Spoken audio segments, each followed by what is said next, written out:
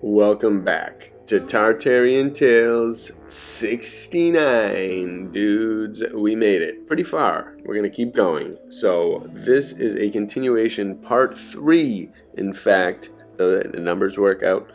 And number 3 of Tamerlane the Great, the series that is just packed, and from these 2 books that are just absolutely packed with awesome stuff. So many cool stories, so many tales, so many things of a guy that you love to hate. You want to know more about him because he was apparently the most powerful person at all time that people tend to forget. And he's not as glorified as all the other past people that have all these Hollywood movies and God knows what is real about any of them. But he's an interesting fellow because, I mean, you know so little about him. And it's just, he has a power. He commanded a power that was nuts. And the erasure of it all is crazy, and he was erasing stuff, and they erased him. So it just keeps going. There's all kinds of Tartar references. Very interesting time period being discussed, and I've got more stories here. I'm going to close it off. The last part will be the next part, which will be about dealing with the death of Tamerlane and all the things associated with that process, because that is also interesting. But until we get there, we're going to talk about castles, Damascus, all these different places, war kind of things, and at the end, the last reading is about giants. It has a reference of giants in it, and it is awesome. And the amount of work that you'll hear they do, the things that they do, the way that they treat him, the way that he treats others, it's all just very fascinating. And again, it colors the picture of what happened during this time that we don't really tend to know much about, when some of these ancient relics that we see now were being built. And you know, who knows if this stretched to the Americas and how the connection is there. I'm always hoping that someone will find in a book, you know, something that mentions that or that land or something relating to something about that part of the world. Because you know that if these guys were conquering over here, they were going all over the place. How could they not? And it's who knows? Let's keep going here. I've got a few different readings, and the first one is going to be about Damascus Castle. I found this one very interesting as well. 194, chapter 27, Taking of the Castle of Damascus. Though the condition of the city was as bad as we have represented, yet Yezdar Khatnal, governor of the castle, confiding in the strength of this palace, which was one of the most noted fortresses in the world, resolved to defend himself. Its walls were of great pieces of rock, very high and regularly built. It had round it a ditch of about 20 cubits, and the place was supplied with all sorts of ammunition. The garrison began first to cast stones out of their machines, as also arrows and pots full of naphtha and wildfire, to hinder our approach. Nevertheless, orders were given to all the generals of Tomans and Hexares to advance towards the castle and besiege it in form. The necessary preparations were made, and the battering rams and machines to cast stones were got ready, and the soldiers raised 3 platforms of such a height that they commanded the castle. They afterwards entirely drained the ditch. Then the sappers advanced to the foot of the wall and began to work with all imaginable diligence. Notwithstanding the great stones the besieged continually showered on them, which were answered by those from the machines erected on the platforms, and which hindered the besieged appearing so often in view, from our machines were likewise cast pots filled with wildfire like theirs, besides the arrows which constantly fell upon the place like hail. The siege being divided among the emirs, every one shook the walls of his side with battering rams and other machines. Jeez. That is just quite a vision of battle. During these transactions, Timur ordered the Miras Miracha and Charok and the emirs Solima Cha, Jaha Cha, and others to go and take up their winter quarters near Canaan, that their soldiers might refresh themselves and their horses might get some pasture. The rest of the army advanced in the siege with a great deal of vigor. They heated great pieces of the rock by putting fire underneath and casting vinegar there, and then with the harmara they broke them and took them out of the walls. And when the wall and bastions were ready to fall, they propped them up with great stakes, lest they should fall all of a sudden. In this manner they soon finished finished sapping the bastion of Tarma, which was the largest of any, and the place which Altum Bacchae inspected was soonest finished. This being done, orders were given to set fire to him, and at the same time this high and famous tower fell, and made a vast breach by its fall. The soldiers ran with their boulders on their heads to enter by this breach, but on a sudden another part of the wall fell, which raised a prodigious dust, and crushed to death 80 men of the troops of Kharasana and Sistan. This misfortune stopped the ardor of our men, who would advance no further, and the besieged, laying hold on the occasion, closed up the breach and fortified themselves behind. These breaches struck terror into them, and they had willingly surrendered if they had not despaired of pardon. The other props were then ordered to be set on fire, and great part of the castle soon fell. This accident entirely taking away all hopes from the besieged, Yidar, governor of the place, caused the gate to be opened, and being constrained to go out, he came full of grief to deliver up the keys of his castle, and of the treasury and magazines within it. The other sides of the walls, which had been propped up with stakes, were not set on fire. Timur gave orders that the governor Yezdar should be put to death, because he had waited too long before he surrendered. They found in the castle great quantities of riches, jewels, curious stuffs, and rarities which had been kept there for many ages. There was a famous granary full of corn, being the revenues of the two renowned cities of Mecca and Medina. Timur, who was sincere in his religion, prohibited anyone from touching them. So, wow. Just intense. They just the power. I had a feeling that he was not going to give mercy to that guy, because that's such a battle. You can't just after you go through all that and then surrender. Could have spared a lot of stuff by just doing that in the first place. I guess but that guy's power. I can't even imagine the battle. That description is very, very wild, and just things going all over the place. And where do the innocent people go? Where do do they run off into the fields, into the woods, scattering all over the place? Holy God. Yeah. Such a ridiculous time period. All right, here we go. And this part had to do with a dome, this next part, on page 357. Just a little section here which I found interesting. Dome and architects. Afterwards, Timur went on to the Garden of Plains, which also sounds awesome, and where by the procurement of the emirs he gave audience to an ambassador of Hebalan, emperor of Kapchuak, and presented to him a chankar and other things, and made his harangues, which contained his master's submission and testimonials of obedience. Well, I guess the chankar is a bird of prey, but testimonials of obedience. This guy does not mess around. From hence the emperor went to the garden of Dilkucha, where he stayed several days and received an ambassador from one of the greatest sovereigns of Europe, who made him several curious and magnificent presents, amongst which were pieces of tapestry, which the Europeans had worked with so much niceness that if they were to be compared with the great performances of the painter Mani, I'd love to see that, on the cloth of Artane, Mani would be cowered with shame, and his words appear deformed. So that is pretty nuts. I would love to see what this is. Where are these things? Did they all get sieged and burnt, or are they still floating around somewhere? I'd like to believe they kind of are. Then Timur ordered the architects, who had been brought from Damascus, to build a magnificent palace in the garden south of Bagi Chanaya, which was square, each of its sides being 1,500 cubits. This palace was the largest and most magnificent of any Timur had built. The chief ornaments of the buildings in Syria are of marble, and running streams are common in their houses. That's really cool. The Syrian architects are also very ingenious in mosaic work and sculpture, and in contriving curious fountains and perpetual jets d'eau.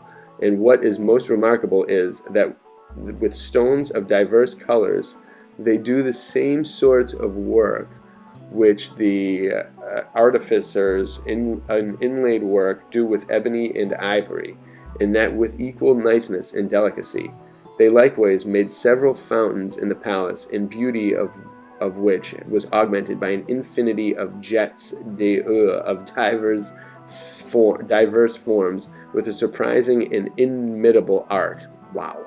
Afterwards, the workmen of Persia and Iraq enriched our parts of the walls with porcelain of Kazan. It looks different than usual, which gave the finishing stroke to the beauty of this palace.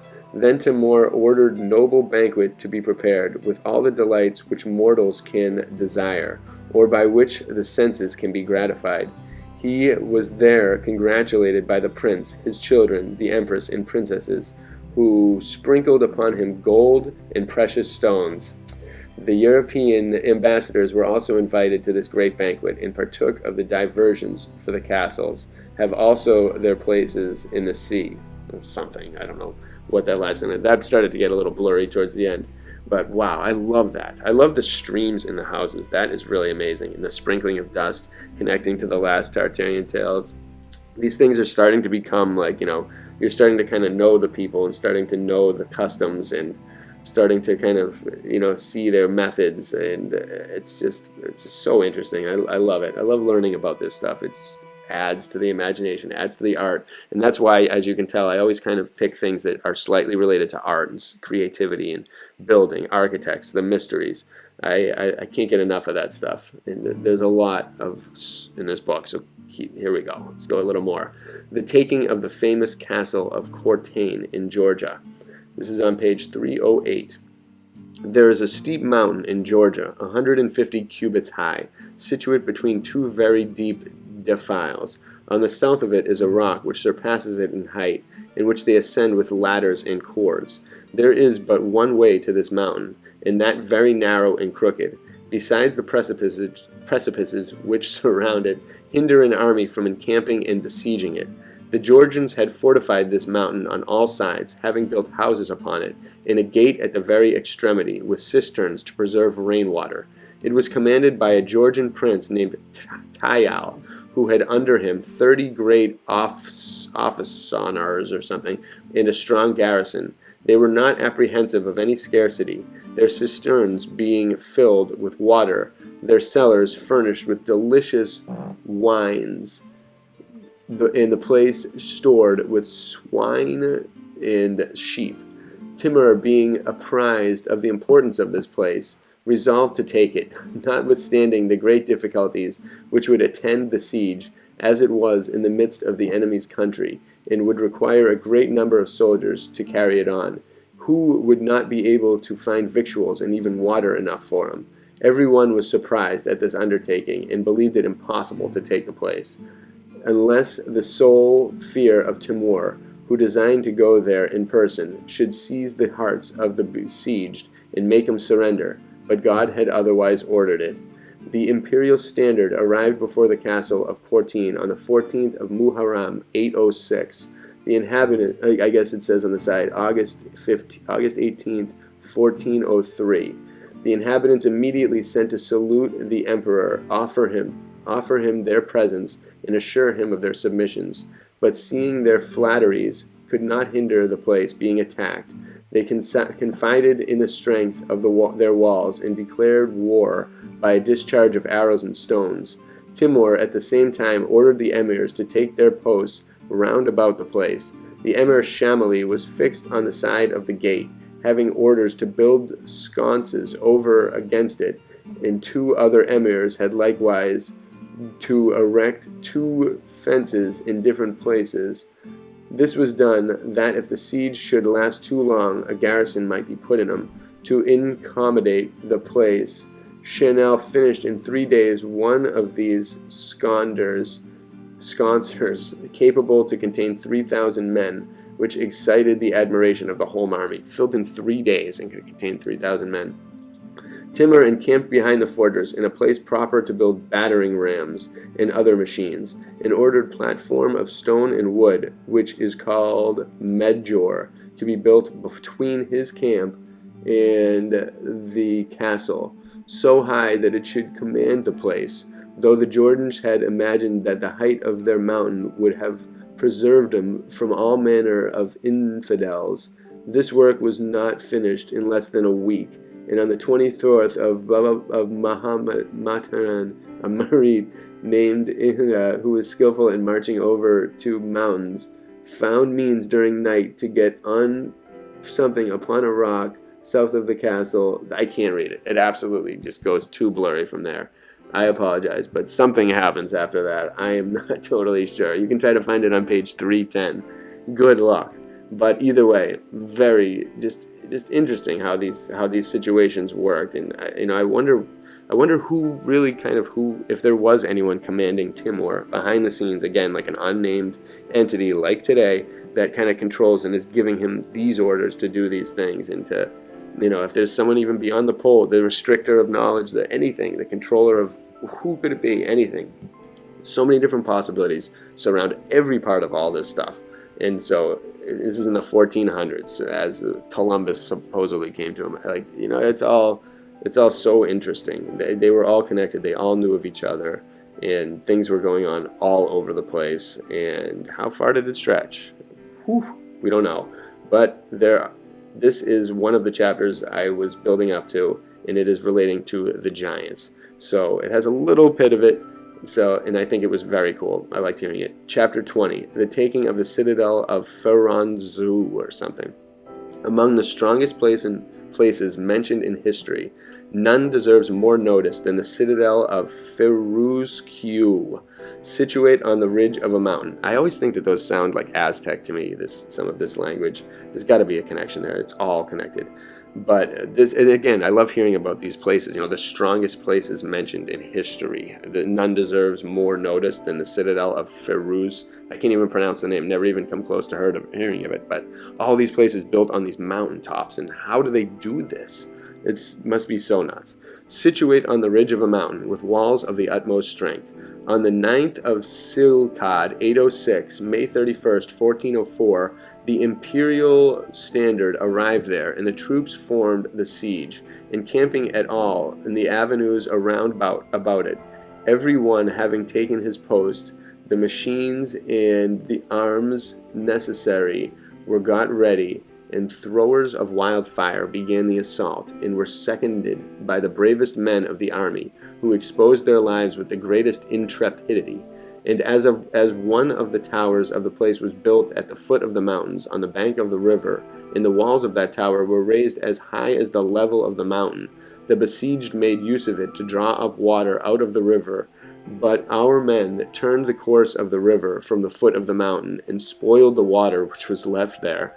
This obliged the besieged to sally out to hinder him, being resolved rather to die than suffer this. During night, an officer of the Mirza Ibrahim Sultan, that is a crazy way to attack an enemy, redirect an entire river so their water gets stagnant, leading up to their towers, and unbelievable. During night, an officer of the Mirza Ibrahim Sultan, accompanied by Mehmed Azad, Sheikh Bahlul, Bayantakor, Akbuga, and other brave men, got up one after another to the foot of the walls. They were perceived by the besieged, who ran thither in great numbers, fought with all their strength, and wounded several of our men. But day being come, all the soldiers ascended the mountain by different places, and gave a general assault. The son of Elkander, Chaiki, governor of the castle, and all the others, perceiving the intrepidity with which they were attacked, were seized with fear, though the garrison consisted of 300 men, or rather giants of Mazandran, or satyrs of the forest. They've had that must be the elite, their elite protectors. Let me read that again. As they were attacked, they were seized with fear, though the garrison consisted of 300 men, or rather giants of Mazandran, Mazendran, or satyrs of the forest. Wow. I can't even fathom what those would be like. Their inquietude obliged them to send several of their men to Timur to beg quarter with submission. The emperor gave these messengers vests, and treated them with abundance of kindness, whereupon they were no sooner returned to the place than Eskander's son and all the rest of the officers and soldiers came to cast themselves at the emperor's feet, and deliver up the castle, which the troops entered, and made all the inhabitants go out. They might be transported to another place. Thus this strong citadel, whose top seemed to reach the heavens, was taken after 2 days' siege. Timur left there as governor Zengi Toni with a good garrison. Wow. So again, very brief mentions of giants, but just the way this place, and he is just, this guy is filled with a desire to conquer. I've never, really fathomed anything like it, and he just does not mess around, and his people are with him wholeheartedly. And it's just a whole nother world that we're seeing there, where leaders are respected this much. We haven't seen a leader respected this much in our lifetimes by far. No one can can compare to these people in our lifetime, and this lifestyle that they're leading, it just can't be. And you feel bad for those guys whose castles get taken like this way, or they have to give up everything, for just and get conquered so easily. It's all of a sudden you're just sleeping, your life is amazing, and then you find out some guy's creeping up on you and his army's coming, and I can't even fathom it. Just being put in those decisions in those places, and how these people, how it would seem to see these things, to hear that stuff, to smell the sense of battle, to even just smell the life, the water, to taste the water, to see these things happening. All these different techniques that are still employed today, actually, in war. And it stinks to when again, I don't know if these are 100% true or if it's fictional, but it stinks that there's so much war in our history. I find it, that's maybe the stuff that survives. Maybe all the other stuff was destroyed, the stuff about golden ages and renaissances and beautiful periods and all the positive, amazing Enlightenment eras that led to those Gothic buildings, and those other ones that, can't be erected in 2 or 3 days. Those ones, there's no matter what kind of army you have, those kind of buildings with the immaculate detail take a long time, and a lot of different artistry. The ones in India and Indonesia and all of those places. There's just so much to the game here. This Timur is just but one small part at this one tiny time on in their timeline with the 808 and our timeline at the 1404, and so, or I-404. Who knows? Like, what? So many mysteries. It's just adding all the details up. It just all we can do is imagine and envision and think about and continue to research and dig a little deeper, and hope that one day someone that knows this knowledge will unleash the Vatican, or unleash these sources of knowledge that are just so close to us, that would just help us so much and help us all just really achieve something spectacular. It's all needs to happen at some point, and because some people know the reality of all this stuff, and we're just kind of grasping at straws, and it's unfair. We deserve the truth. We all deserve the truth, and hopefully we get to see it all someday, hear about it, see some of these treasures, because I can't imagine them all being so beautiful. Like, what? It's just anything about it. Seeing the pictures from these things, the artwork from these that they talk about, these tapestries, the treasures, the precious stones that were there. How many of those are kind of redug up, and how many things that we have existing around us today, materials that have existed from these times, are connected to it, but same materials melted, dug up, etc. I have no idea. There's so much, such a vast treasure trove of awakening that is occurring and needs to happen, and we just got to like I say, we got to keep digging, stay positive, and keep it going. Feel free to add all your comments below, share anything you want. I love hearing from you all. Stay tuned for the Death of Timur in the final episode from this book on Tartarian Tale 70 coming up soon. Bless you all.